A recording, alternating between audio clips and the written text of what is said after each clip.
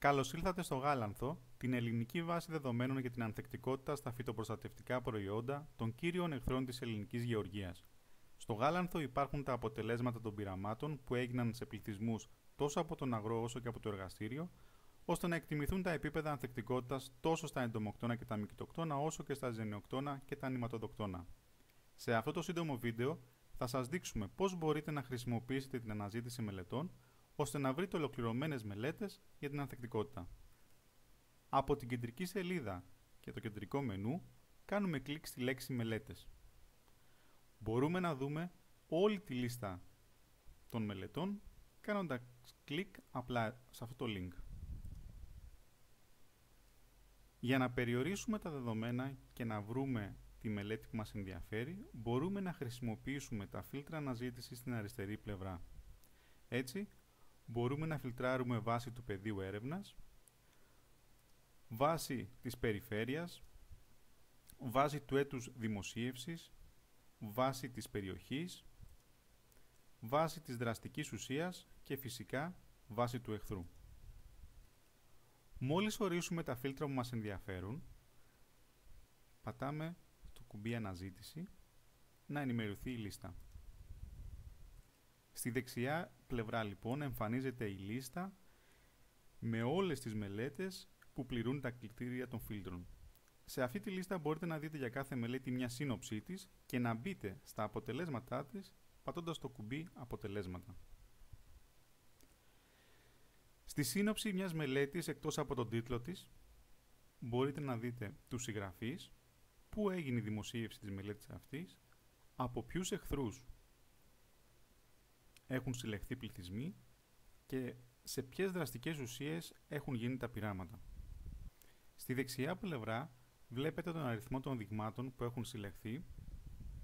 Στη δεξιά πλευρά βλέπετε τον αριθμό των πληθυσμών που έχουν συλλεχθεί και πόσα πειράματα έχουν γίνει. Κάνοντας κλικ στο κουμπί αποτελέσματα, εμφανίζονται όλα τα πειράματα που έγιναν, βιοδοκιμές, βιοχημικά και μοριακά, αναλυτικά με τις τιμές των αποτελεσμάτων. Ας κάνουμε όμως μια απλή αναζήτηση. Έστω για παράδειγμα ότι θέλουμε να βρούμε μελέτες για το δάκο. Δεν έχουμε παρά να πληκτρολογήσουμε στο τελευταίο φίλτρο τη λέξη δάκος και από την λίστα που θα μας φέρει η εφαρμογή να επιλέξουμε αυτή που ταιριάζει. Πατάμε λοιπόν, αφού ορίσαμε όλα τα φίλτρα, πατάμε το κουμπί αναζήτηση. Έτσι, βλέπουμε ότι έχουν καταχωρηθεί δύο μελέτες για το δάκο. Κάνοντας κλικ στο κουμπί αποτελέσματα,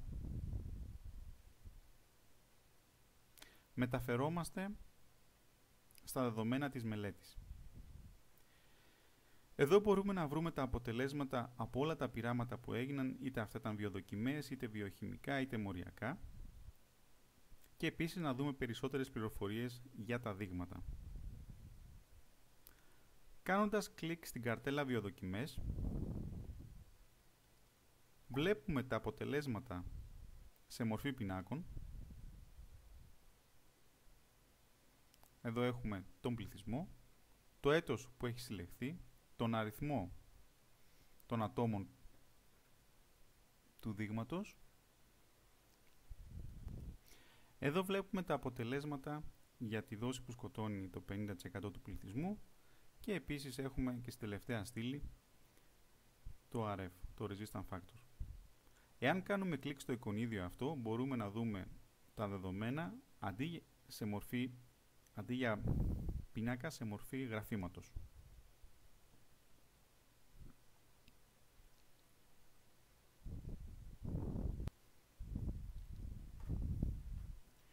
Εάν βάλουμε το ποντίκι πάνω σε μία μπάρα, θα μας βγάλει περισσότερες πληροφορίες σχετικά με το δείγμα και τη μέτρηση που έχει γίνει. Εδώ λοιπόν μπορούμε να δούμε χαρακτηριστικά ότι έχουμε υψηλές τιμές του ED50, οπότε υπάρχει μια πιθανότητα ανθεκτικότητας αυτό εδώ πέρα. Οι περιοχές που μπορούμε να δούμε